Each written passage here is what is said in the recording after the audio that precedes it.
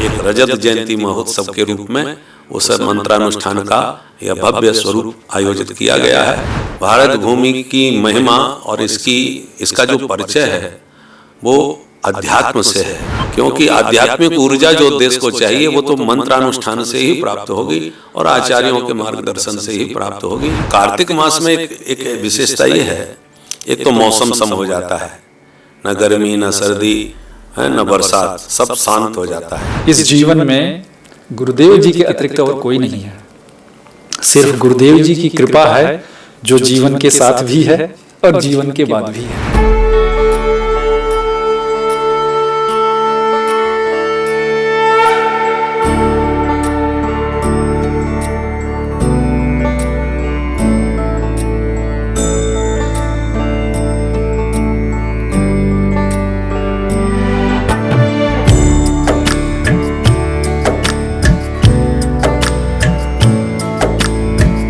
कथावाचक आचार्य पंडित श्याम सुंदर पाराशर जी यहाँ पर हैं, जिनके शब्दों को लाखों की संख्या में भक्त सुन रहे हैं, क्योंकि इनके मधुर शब्द, इनके मधुर वचन जो वृंदावन से अन्य स्थानों पर भी भक्तों को सुनने का अवसर मिला था, अब वह इस बार अयोध्या में भी मिला है। रजत महोत्सव बड़े ही धूमधाम से चल रहा है। अयोध्या की गलियां, मंत्रार्थ मंडपम के चारों जो वातावरण है, दिव्य रूप से इस समय ऊर्जायमान है। इसके पीछे जितने रूप से अयोध्या दास जी लगे हुए हैं, तो वहीं पंच देवताओं के रूप में ये जो 5 मुख्य यजमान हैं, प्रधान यजमान हैं, उनकी भी भूमिका है। उनमें एक प्रमुख है श्रीधर मिश्रा जी, जो इलाहाबाद के रहने वाले हैं, मुंबई में रहते हैं। वो भी हमारे साथ जुड़ेंगे तिलक चैनल पर। सबसे पहले हम बात करेंगे श्याम सुंदर पाराशर जी से, जो इस रजत महोत्सव को कैसे अयोध्या वासियों को सेलिब्रेट करने के लिए उत्साहित करते हैं, जो यहाँ पर लाखों आहुतियाँ दी जा रही हैं यज्ञ देवता को, वह किस प्रकार से हमारे भारत समाज के उत्थान के लिए आगे काम में आएंगी, कैसे हमारा भारत विकसित होगा और अधिक मात्रा में। इस समय भारत भूमि का सर्वोत्कर्ष हो रहा है। जो राज सत्ता और व्यास सत्ता, 2 गद्दी हैं, राजगद्दी और व्यास गद्दी। तो राजगद्दी पर बैठे जो महापुरुष हैं वो बाह्य विकास कर रहे हैं, बिजली, पानी, सड़क, ये जो है ये बाहर का विकास है, भौतिक विकास। परंतु जो व्यास गद्दी पर बैठे संत महापुरुष आचार्यगण हैं, उनका काम है आध्यात्मिक विकास करना। भारत भूमि की महिमा और इसका जो परिचय है वो अध्यात्म से है, और इसलिए इसको विश्वगुरु जो के रूप में जो देखते हैं भारत को, वो आध्यात्मिक दृष्टि से देखा जाता है। तो ये जो मंत्र का अनुष्ठान चल रहा है, हमारे पूज्य गुरुदेव भगवान ने आज से 25 वर्ष पहले जो अनुष्ठान कराना चालू किया। राम मंत्र वैष्णव लेते हैं, राम मंत्र का जाप करते हैं, 6000 मंत्र करते ही हैं, परंतु ये जो पुरस्करण किया जा रहा है, 6 लाख मंत्र जाप एक व्यक्ति को करना है 10 दिन में। उसके लिए लगभग 10 घंटे बैठ करके उसे मंत्र जाप करना पड़ता है, 60,000 माला। तो 60,000 मंत्र नित्य जपने के बाद तब 10 दिन में वो 6 लाख हो पाता है। तो इस प्रकार से इतने वैष्णव जब बैठ करके सामूहिक रूप से मंत्र जाप करेंगे, तो आध्यात्मिक ऊर्जा जो दिव्य तैयार होगी, उससे धाम का दिव्य वास्तविक स्वरूप प्रकट होगा।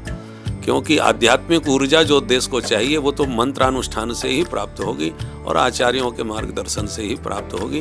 तो उसी क्रम में ये 25 वर्ष पूरे हो गए हैं, और 25 वर्ष में ये जो एक रजत जयंती महोत्सव के रूप में उस मंत्रानुष्ठान का यह भव्य स्वरूप आयोजित किया गया है, जिसमें अनेक कार्यक्रम हो रहे हैं। भगवान की रासलीला भी हो रही है, श्रीमद् भागवत की कथा भी हो रही है, और मंत्रानुष्ठान और यज्ञ आदि ये सब उसी के अंग रूप में सब यहाँ आयोजन हो रहा है। गुरुजी, शरद पूर्णिमा से सनातन का कार्तिक मास शुरू हो जाता है, जो हम जिसे कहते हैं सभी हिंदू जो पंचांग अपनाते हैं, उसमें कार्तिक मास शुरू हो जाता है, और कार्तिक मास को उत्सव मास के रूप में देखा जाता है। इसके पीछे क्या कहानी है? क्योंकि देखा जाए एक न एक दिन कोई न कोई उत्सव रहता है, पंचकोसी परिक्रमा, 14 कोसी परिक्रमा, तो कभी करवा चौथ, तुलसी विवाह, राम विवाह इत्यादि धार्मिक आयोजन, पंचदीप पर्व है, इसकी महिमा और गाथा कुछ अपने शब्दों में आप बताएं। देखो, वैसे तो हमारे सनातनियों का प्रत्येक मास दिव्य है। प्रत्येक तिथि में हमारे यहाँ 12 मास में ऐसा कोई महीना नहीं है जिसमें कोई महोत्सव न होता हो। आप किसी भी महीने का नाम लें, उसमें कार्तिक मास में एक विशेषता ये है, एक तो मौसम सम हो जाता है, न गर्मी न सर्दी न बरसात, सब शांत हो जाता है।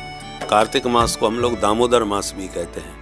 ठाकुर जी की सर्वाधिक लीलाएं जो प्रसिद्ध हुई हैं वो कार्तिक मास की ज़्यादा हैं। कार्तिक मास में दीपदान किया जाता था, तो ठाकुर जी जो थे, माता दीपक प्रवाहित कर रही थी, दीपदान कर रही थी, जमुना जी में धारा में बह रहे थे और ठाकुर जी पकड़ पकड़ के निकाल रहे थे।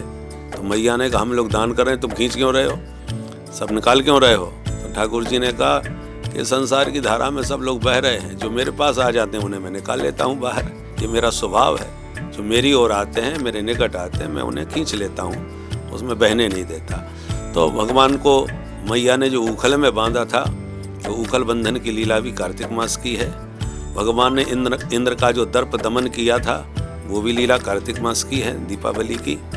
और गोवर्धन 7 दिन भगवान ने धारण किया। और यम द्वितीया का जो पर्व है, जिसमें यमुना स्नान भाई बहन करते हैं, वो भी द्वितीया का वो है। गोवर्धन पूजा भी इसी में है। और इस प्रकार से अक्षय नवमी की वो भी इसी कार्तिक मास में। देवताओं का देवोत्थान एकादशी भी इसमें, जिसमें मांगलिक कृत्य प्रारंभ हो जाते हैं, उसी समय तुलसी विवाह आदि का कार्यक्रम संपन्न होता है। तो सर्वाधिक भाई, वैसे तो सभी उत्सव हैं, पर इसमें उत्सव ज़्यादा हैं, इसलिए कार्तिक मास का विशेष महत्व है। और प्रायः लोग कार्तिक स्नान भी करते हैं, पूरे मास पर्यंत कार्तिक स्नान करके पुण्यार्जन करते हैं। तो चूँकि मौसम की दृष्टि से, भौतिक दृष्टि से भी बढ़िया है, और आध्यात्मिक दृष्टि से देखें तो इसमें पर्व ठाकुर जी के बहुत हैं, इसलिए कार्तिक मास का विशेष महत्व है। गुरुजी, पिछले 7 सालों से अयोध्या दीपोत्सव पर एक नया रिकॉर्ड हर साल बनाता है। पिछले साल 25 लाख दिए जला के नया रिकॉर्ड बना, इस साल 26 लाख प्लस का रिकॉर्ड है। ऐसे में अयोध्या वासियों को या योगी जी की इस प्रेरणा को आप कैसे प्रोत्साहित करेंगे कि निरंतर यह रिकॉर्ड बनता रहे? बहुत अच्छा ये प्रयास है। दीप का मतलब होता है अज्ञान का अंधकार जाए, अंधकार को दूर करने के लिए दीपक जलाया जाता है, उसी की दीपावली है। और ठाकुर जी उस समय रावण पर विजय प्राप्त करके आए थे, उस खुशी में अभी अवधवासियों ने दीपोत्सव मनाया। तो ये तो पहचान है दीपोत्सव की अयोध्या में। उस पहचान को उत्तरोत्तर एक रिकॉर्ड के रूप में हमारे योगी जी करवा रहे हैं, ये तो बहुत ही प्रसन्नता की बात है। परंतु इस बार दीपदान से भौतिक अंधकार संसार का तो दूर हो ही रहा है, पर श्रीमद् भागवत के अध्यात्म दीप के द्वारा आभ्यंतर अंधकार जो है, जो जन्म जन्मांतर से जीव के हृदय में अज्ञान रूप से व्याप्त है, वो अध्यात्म दीपक श्रीमद् भागवत को अध्यात्म दीप कहा है। अध्यात्म दीप मत तितिरिषताम तमोन्नम। सुखदेव जी ने इस अध्यात्म के दीपक को जला करके अज्ञान अंधकार में भटके हुए जीवों को ज्ञान का प्रकाश प्रदान किया था। और गुरुजनों का यही काम है, अज्ञानितिमिरान्धस्य ज्ञानांजन शलाकया चक्षुरोन्मीलितं येन तस्मै श्री गुरवे नमः। तो संत महापुरुष इस मंत्रानुष्ठान के माध्यम से और श्रीमद् भागवत के ज्ञान के माध्यम से सबके भीतर का तम दूर करने के लिए यह अध्यात्मिक दीपक भी प्रकाशित हो रहा है। और ये दीपक शाश्वत अंधकार को दूर करता है, जो जन्म जन्मांतर से भीतर में व्याप्त है। और बाहर का जो अंधकार है उसे दीपावली के द्वारा दूर करते हैं। तो दोनों ही काम चल रहे इस समय में अवध धाम में। बाहर और भीतर का सब बाह्याभ्यंतर जितने भी अंधकार है वो सब इस दीपोत्सव पर दूर हो, इसी भावना के साथ ये कार्तिक मास का दीपोत्सव और भी दिव्य हो रहा है। एक और आखिरी बात, प्रश्न आपसे। आप वृंदावन की धरती से हैं, रामलला तो अयोध्या में विराजमान हो गए। बहुत लोग कह रहे थे कि रामलला कब आएंगे, तो रामलला तो आ गए। कृष्ण लला को लाने के लिए आप लोगों की क्या तैयारी है? कब तक लाएंगे भगवान कृष्ण को? और अभी बातों बातों में आप भोलेनाथ का भी नाम ले रहे थे, तो ज्ञानवापी का वहाँ पे भगवान शिव को कब विराजमान करने की आप लोगों की, संतों की योजना है? देखो, राम की चाहे सोई होई, प्रयास पुरुषार्थ सभी कर रहे हैं, महापुरुष भी कर रहे हैं। बाकी उनको जब आना होगा तब आएंगे।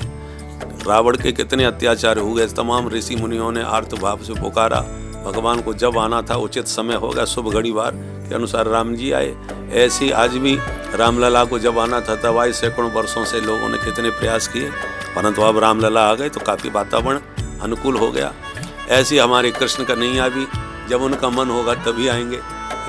तो इसलिए प्रयास तो वहाँ पर भी चल रहा है, बहुत से लोग कृष्ण जन्मभूमि के लिए आंदोलन कर रहे हैं और खूब दिव्य प्रयास कर रहे हैं। और सप्तपुरियों में सबसे पहले अयोध्या, मथुरा का नंबर दूसरे नंबर पर है, पहला अयोध्या है। तो अयोध्या जी आ गए, रामलला आ गए, तो भगवान कृष्ण भी निश्चित रूप से दूसरे नंबर पर मथुरा का ही नाम है, ज़रूर आएंगे। और भगवान ने चाहा तो समय रहते जो आध्यात्मिक बल हमारे योगी जी पहले जब आए थे तो कह रहे थे कि भाई बाहर का विकास करना हम लोगों का काम है, परंतु आध्यात्मिक जगत का विकास करना तो साधुओं संतों का काम है। तो दोनों तरफ से कार्य चल रहा है, तो निश्चित रूप से परिणाम सामने आएंगे।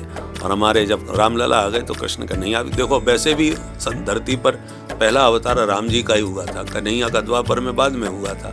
तो जब रामलला आ गए तो द्वापर में अब कृष्ण कन्हैया भी बहुत जल्दी आएंगे, ऐसा हमारा विश्वास है। मेरे साथ जुड़े थे कथावाचक पंडित श्याम सुंदर पाराशर जी। उन्हीं के साथ सौजन्य से प्रधान यजमान के रूप में भूमिका निभा रहे हैं श्रीधर मिश्रा जी, जो काफ़ी दूर से अयोध्या पहुँचे हैं और अपने गुरु के लिए तन मन धन तीनों से समर्पित हैं। श्रीधर मिश्रा जी से हम बात करेंगे इस आयोजन में उनकी भूमिका को लेकर के और किस प्रकार का वह गर्व महसूस कर रहे हैं, उन्हें कैसा लग रहा है इस आयोजन में सम्मिलित होकर के।